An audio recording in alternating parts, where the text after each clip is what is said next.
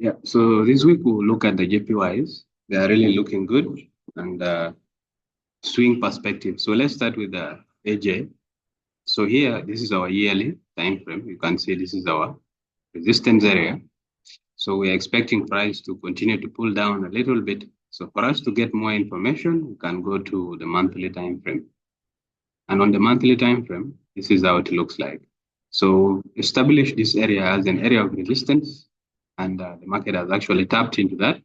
And then we had the first impulsive move to the downside all the way up to these lows here, reaching these lows here. So these are wicks which will eventually be filled. And then we have structural break to this up here. So once we have this, this is an impulse, a correction, and then another impulse. This is the move we want to see. So for us to understand this more, we can just come to our weekly time frame. And on the weekly time frame, we just need to see that scenario where the market can actually pull back down all the way up to these lows here. So if you look at this, this was a weekly high. So the market will not break above this resistance area here, giving us another resistance in here. And then now on the daily time frame, you can clearly see here. So we have, this is an impulse to the downside. This is a bigger correction. Okay, so let me just put it like that. So this is a bigger correction. And then for another potential impulse to the downside. So from a swing perspective, you just need to find how to position yourself because this is a move, correction, and then another move. So what we want to expect now is this. Okay, so we have this, the whole of this area. These are wicks, remember, which have to be filled. And the reason why we are so much into this is because of this resistance here. So you can tell this area of resistance, the market has failed to break, and then the market forming another resistance here. So as long as we still have these areas here not being broken, we have that chance of AUD pulling all the way down here. So we're expecting JPY strength this week. So this is what we have on AJ. So let me go to another JPY pair, which will be CAD JPY. So like I said, we are looking for JPY strength. Okay? So CAD JPY, let me just take you again to the highest time frame possible, which will be the yearly time frame. So on the yearly time frame, you can see, let me use FXCM. So you can see with FXCM, we are also at highs. And then from these highs, we're expecting price to pull back down. So can come to the monthly. And then on the monthly, we begin to have clear picture of how the market is moving. Like I said, again, we had an impulse, the downside, giving us these lows here. And then now this is a potential correction because we had a resistance area up here. And then we have a structural break from here. So let me just mark it like that. The whole of this candle. Okay, this strong candle here. But better still, if you just extend this here, you will see what we're talking about. There is this lower, there is this high here, which is making this like a head and shoulder potential. So you can see it best on this time frame here. This is the area I'm talking about. So if you just extend it here, that is what you would have.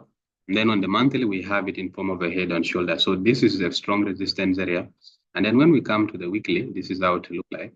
So on the weekly, you can see clearly here how this area is holding price. Okay, this area, how it is holding price.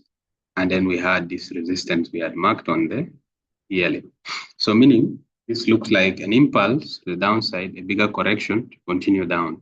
So when we come to the daily, you can clearly see here how this is moving. So we have an impulse to the downside, we have a bigger correction here, and this correction here.